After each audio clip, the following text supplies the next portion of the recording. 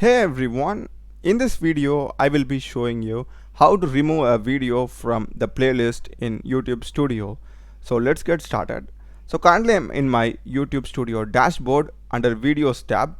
Just go to Playlist tab and select or search the playlist which you want to edit or remove the video.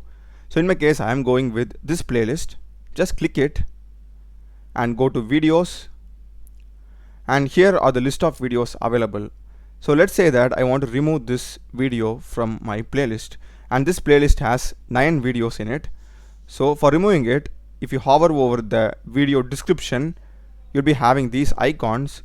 Click on this 3 dots icons and we'll be having this remove from this playlist option. Just click it and that's it, that video has been removed. And if I go back, now I am having only 8 videos. So this is basically how you do it, guys. Do check the playlist of my channel. I've done a lot of videos in programming and AI tools. Subscribe me. Thanks for watching.